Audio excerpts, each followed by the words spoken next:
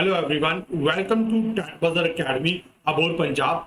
मैं मिथुन इंदौरा आप सभी का स्वागत करता हूं टैग बजर के इस प्रांगण में। साथियों, आज जो है हमारे बिल्कुल कर्म अनुसार चल रहा डे 36 है, यानी कि 36वां हमारा आज का दिन है।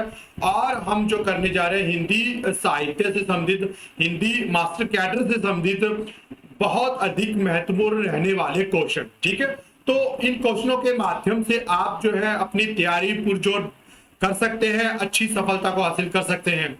और किसी भी प्रकार की अगर आप जानकारी हासिल करना चाहते हैं तो स्क्रीन पर जो नंबर दिखाई दे रहे हैं, इन नंबरों के माध्यम से जो है सभी प्रकार की जानकारी आप हासिल कर सकते हैं। ठीक है, और फिर हम चलते हैं हमारे हिंदी एमसीक्यू की तरफ, जो कि मास्टर कैडर के लिए काफी जो है सहायक हैं। इसी के साथ साथियों, आप सभी को बता दें कि ईटीटी सेकंड पेपर के लिए अगर आप ऑफलाइन कोचिंग लेना चाहते हैं, आप जो है ऑफलाइन कोचिंग का जो है अपना जो है मन बना चुके हैं, तो हमारे यहाँ ईटीटी सेकंड पेपर के लिए ऑफलाइन कोचिंग भी उपलब्ध है, जो कि 19 अप्रैल यानी कि कल से स्टार्ट की जा रही है। तो साथियों, आपके लिए जो है तैयारी बहुत बखूबी रूम में करवाई जाएगी। आपको जो है इसके लिए आपको जो है बिल्कुल ऑफलाइन कोचिंग के लिए आपको नोट्स जो है उपलब्ध करवाए जाएंगे, ताकि आपकी तैयारी बहुत अच्छे से हो सके। और फिर भी आप अपनी किसी प्रकार की जानकारी हासिल करना चाहते हैं तो इन नंबरों के माध्यम से आप जो है जानकारी हासिल कर सकते हैं। ठीक है, तो आप जो है अगर आपको फिर भी समझ में नहीं आ रहा है कि कैसे होगा, तो आप जो है इन नंबरों के माध्यम से हमें संपर्क कर सकते हैं। तो बात करते हैं हमारे मास्टर कैडर से संबंधित। हमारा जो पहला क्वेश्चन है वो है कि ज्ञान राशि के संचित कोश का नाम साहित्य है। बहुत अधिक महत्वपूर्ण पंक्ति है ये। बहुत बार हिंदी साहित्य के अलग अलग जो एग्जाम है उनमें जो है इसको पूछा गया है कि भाई ये पंक्ति किसके द्वारा रचित है। ज्ञान राशि के संचित कोश का नाम साहित्य है। तो ये जो पंक्ति है, महत्वपूर्ण जो पंक्ति है, ये जो कथन है, ये किसके द्वारा है। तो हमारे पास उसी तरह से 4 विकल्प हैं। तो पहला जो विकल्प हमारा ए है, उसमें है महावीर प्रसाद द्विवेदी। बी में हमारे पास है हजारी प्रसाद द्विवेदी। सी श्याम सुंदर दास।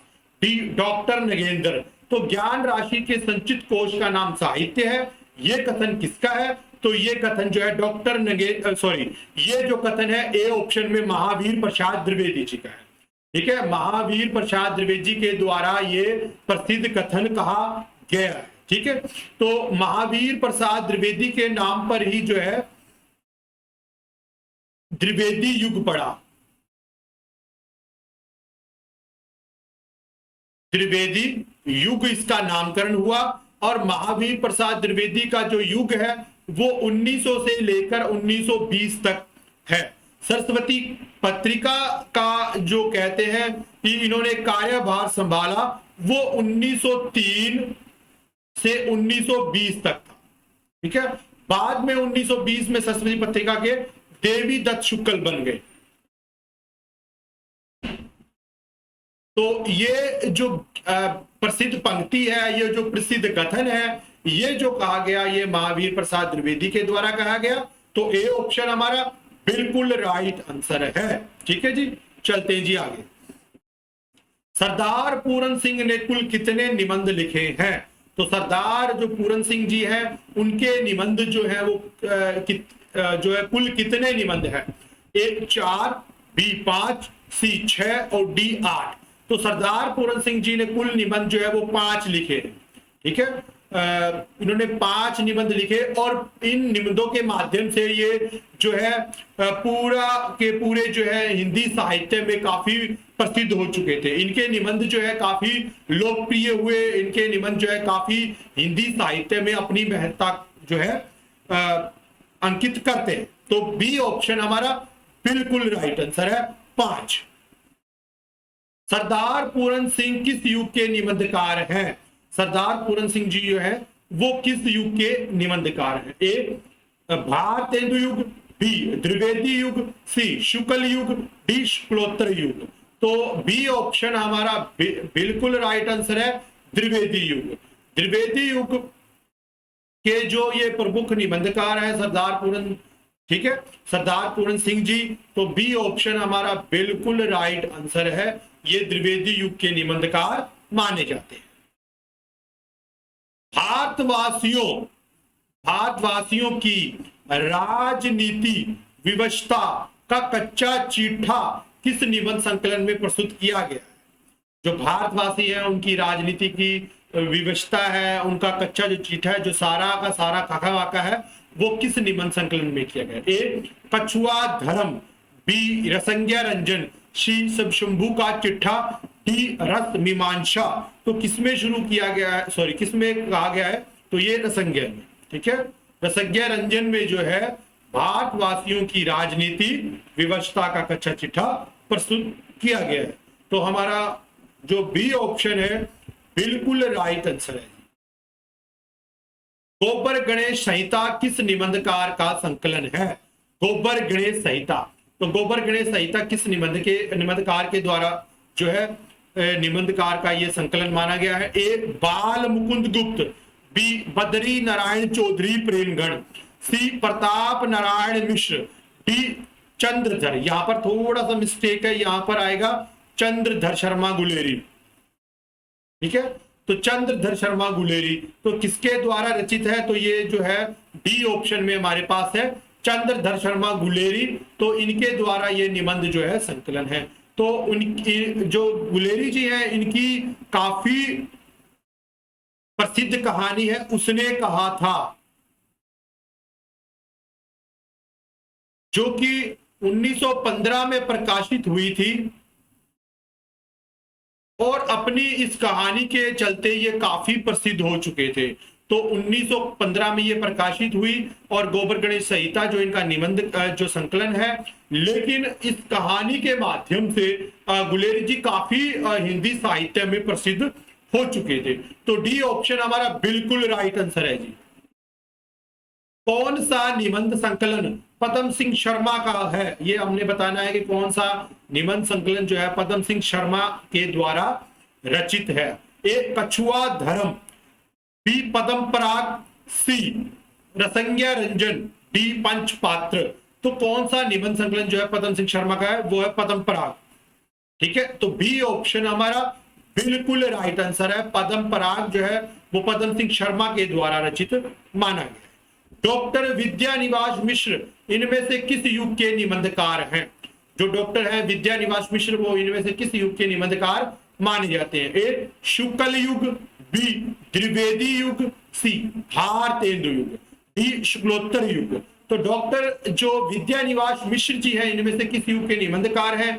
तो वो निबंधकार माने गए हमारे पास शुक्लोत्तर युग, यानी कि शुक्ल के बाद जो युग है शुक्लोत्तर युग, उस युग के ये निबंधकार हैं। तो हमारा डी ऑप्शन बिल्कुल राइट आंसर है। विद्यानिवास मिश्र के निबंधों की तुलना विषय की दृष्टि से किस निबंधकार से की जाती है? तो अब हमने बताना है कि जो हमारे विद्यानिवास मिश्र जी हैं, इनके जो निबंध है, इनकी तुलना किस विषय की दृष्टि से निबंधकार से की जाती है? तो वो है हमारे ए रामचंद्र शुक्ल जी, बी हजारी प्रसाद द्विवेदी, सी महावीर प्रसाद द्विवेदी, डी भारतेंदु हरिश्चंद्र। तो जो विद्यानिवास जी मिश्र है, इनके विषयों की जो तुलना है वो की जाती है हजारी प्रसाद द्विवेदी जी के द्वारा। तो हजारी प्रसाद द्विवेदी जी है, इनके निबंध काफी जो है प्रसिद्ध निबंध है हिंदी साहित्य में। तो विद्यानिवास जो मिश्र जी हैं, इनके निबंधों का जो तुलना है वो हम हजारी प्रसाद द्विवेदी से कर सकते हैं। संस्कृति और साहित्य नामक निबंध संकलन इनमें से किस निबंधकार का है? संस्कृत और साहित्य, तो संस्कृत और साहित्य किसके द्वारा रचित है? A doctor Ramvilas Sharma, B doctor Nagendra, C Hazari Prasad Dwivedi, D Vidyaniwas Mishra. तो संस्कृत और साहित्य नामक निबंध संकलन जो है वो जो है रामविलास शर्मा जी के द्वारा रचित है। डॉक्टर रामविलास शर्मा जी ने जो है इसका जो है संकलन किया था। तो ए ऑप्शन हमारा बिल्कुल राइट आंसर है। ठीक है जी, ए जो हमारा ए ऑप्शन है बिल्कुल सही उत्तर है। रचनात्मक बोध के विविध रूप नामक निबंध इनमें से किस संकलन में है? रसात्मक बोध के विविध रूप, नामक जो निबंध है इनमें से किस संकलन में पाया जाता है? ए चिंतामणि भाग 1, बी चिंतामणि भाग 2 यानी कि दूसरा, ठीक है, और सी चिंतामणि भाग, ठीक है, डी इनमें से नहीं। तो कौन सा है रसात्मक बोध जिसका हम संकलन जो है कर सकते हैं, पाया है हमने? तो वो है हमारा सही ऑप्शन जो है वो है हमारा डी, इनमें से कोई नहीं, सॉरी, इनमें से ए चिंतामणि भाग 1, ठीक है। चिंतामणि भाग 1 में जो है रसात्मक बोध के विविध रूप हमें देखने को मिलते हैं। आगे चलते हैं हम, ठीक है। आगे हमारा है आम्रमंजरी, ठीक है। आम्रमंजरी किस वर्ग का निबंध है? आम्रमंजरी किस निबंध का जो है निबंध है, किस वर्ग का निबंध है? ए विचारात्मक, बी वर्णात्मक, सी विवरणात्मक, डी आत्मपरक। तो किसमें ये हमें देखने को मिलता है आम्रमंजरी जो है किस प्रकार का, किस वर्ग का निबंध है? तो हमारा सही जो ऑप्शन है वो है आत्मपरक, आत्मपरक का निबंध है आम्रमंजरी। तो डी ऑप्शन हमारा बिल्कुल राइट आंसर है। कवि कर्तव्य इनमें से किस लेखक का निबंध है? कवि कर्तव्य, कवि कर्तव्य जो है वो किस लेखक का निबंध है? ए महावीर प्रसाद द्विवेदी, बी श्याम सुंदर दास, सी संपूर्णानंद, डी रामचंद्र शुक्ल। तो हमारा सही उत्तर हो जाएगा महावीर प्रसाद द्विवेदी। तो कवि कर्तव्य जो है महावीर प्रसाद द्विवेदी के द्वारा रचित है। इसमें जो है उन्होंने कवियों के बारे में लिखा कि किस प्रकार से कवियों को अपना कर्तव्य जो है वो निभाना चाहिए, किस प्रकार समाज के बारे में उन्हें लिखना चाहिए, ठीक है। आगे चलते हैं। इसी तरह साथियों आप जो है हमारे साथ जुड़े रहे और टेट बजर एकेडमी जो है अब 5994 ईटीटी से संबंधित जो हमारा फर्स्ट जो बैच है क्लासरूम कोचिंग जो आप जिसे कहते हैं, आप जिसे ऑफलाइन कोचिंग कहते हैं, वो हम स्टार्ट करने जा रहे हैं 19 अप्रैल से, ट्यूसडे यानी कि कल से, ठीक है। इसमें आपको जो सभी प्रकार की सुविधा जो है वो दी जाएगी। ऑफलाइन कोचिंग जो है आपको भरपूर जोर में तैयारी करवाई जाएगी आपको, ठीक है। और किसी भी जानकारी अगर आप हासिल करना चाहते हैं, किसी प्रकार की जानकारी, तो आप जो स्क्रीन पर नंबर दिखाई दे रहे हैं, इन नंबरों के माध्यम से आप जो है हमें संपर्क कर सकते हैं। और ईटीटी से संबंधित ऑफलाइन कोचिंग है उसके लिए जो है आप अपने प्रश्नों के उत्तर हमसे जान सकते हैं, ठीक है। तो इसी के साथ साथियों अगर आप फ्री व्हाट्सएप ग्रुप का हिस्सा बनना चाहते हैं, फिर आप जो है अपना नेम यानी कि अपना नाम, पेपर यानी कि आप जिस पेपर की आप जो है कोचिंग लेना चाहते हैं उस पेपर को आपने टाइप करना है, चाहे वो ईटीटी संबंधित हो, मास्टर कैडर पंजाबी हो, हिंदी हो या किसी से संबंधित हो, उस पेपर को आपने टाइप कर देना है।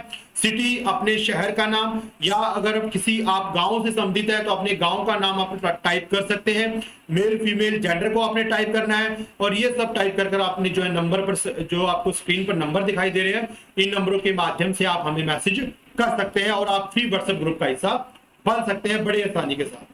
इसी के साथ साथियों हमारा अगला क्वेश्चन जो है वो है हिंदी निबंध का जनक किसे कहा जाता है?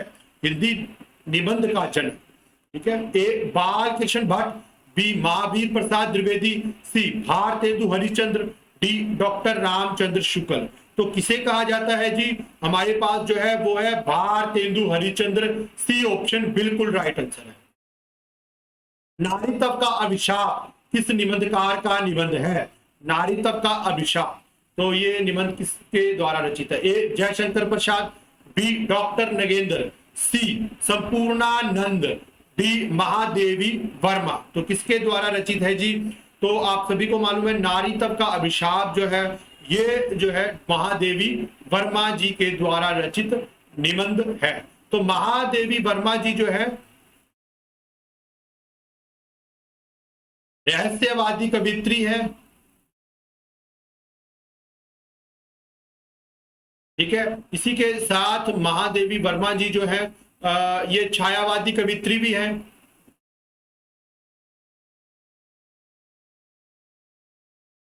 और महादेवी वर्मा जी जो है इन्होंने जो है छायावाद की कवित्री है और इन्होंने रहस्यवादी प्रवृत्ति में जो है अपनी बहुत सी रचनाएं लिखी है, ठीक है,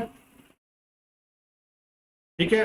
निहार, नीरजा, ठीक है, यामा, दीपशिखा आदि इनकी जो है रचनाएं हैं। ठीक है, तो इसी के साथ महादेवी वर्मा जी जो है इनका सही उत्तर हो जाएगा नारीत्व का अभिशाप। कौन सा निबंध डॉक्टर संपूर्णानंद का है? अब हमने बताना है कि कौन सा निबंध जो है वो संपूर्णानंद के द्वारा रचित है।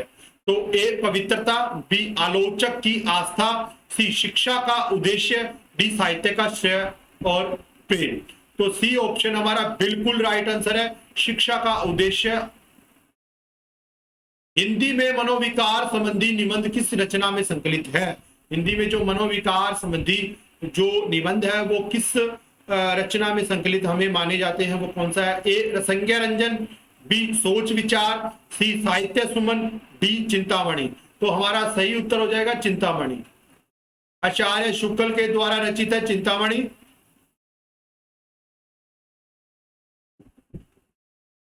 जो कि मनोविकारों पर आधारित है।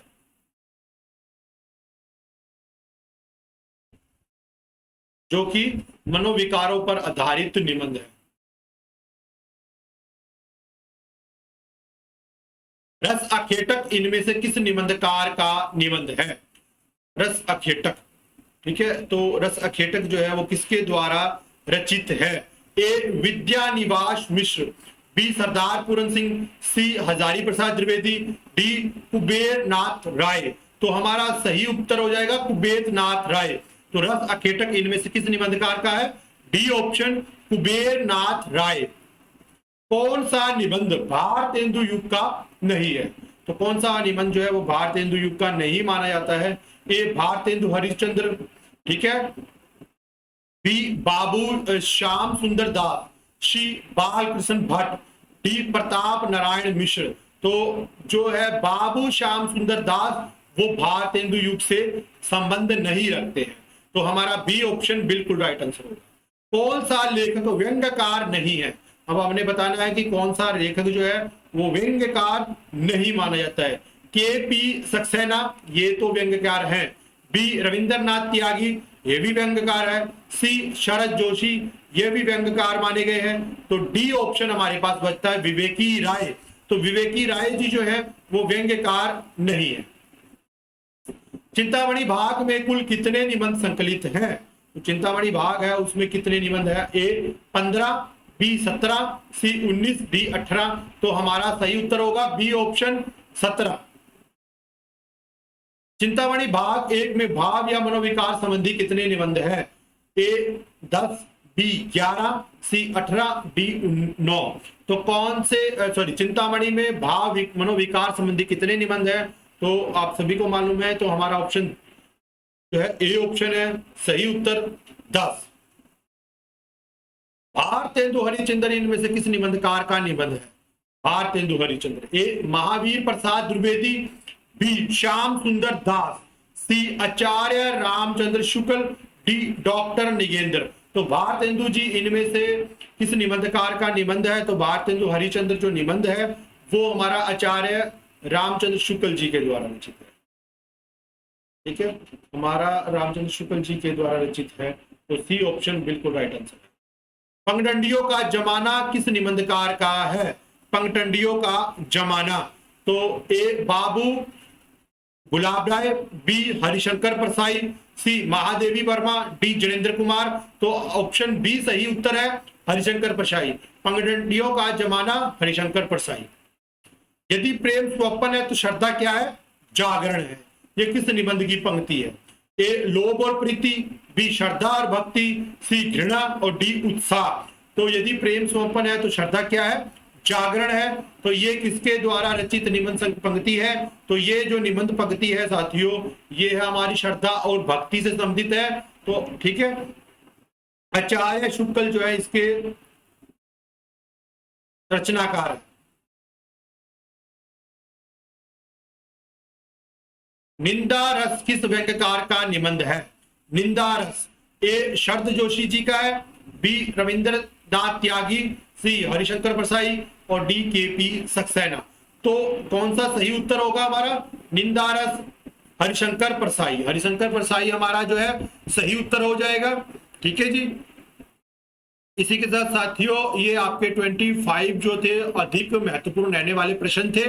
इनको हमने जो है बिल्कुल जो है इन पर विचार विमर्श किया, इनके उत्तर के बारे में हमने जाना। इसी के साथ साथियों आप जो है हमारे फ्री व्हाट्सएप ग्रुप का हिस्सा बन सकते हैं। जैसे कि मैंने पहले बताया, आपको name, city, course, male female आपने टाइप कर देना है और हमको जो है इन नंबरों के माध्यम से आप जो है हमें संपर्क कर सकते हैं। इन नंबरों के माध्यम से आप मैसेज कर सकते हैं, जिससे आप फ्री व्हाट्सएप ग्रुप का हिस्सा बन सकते हैं।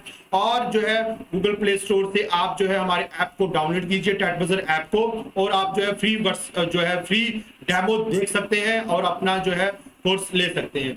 तो इसी के साथ साथियों मैं अब आपसे इजाजत चाहूंगा और अपनी वाणी को विराम देता हुआ हम मिलते हैं अगले नेक्स्ट लेक्चर में आपके कुछ महत्वपूर्ण प्रश्नों के साथ। तब तक के लिए धन्यवाद।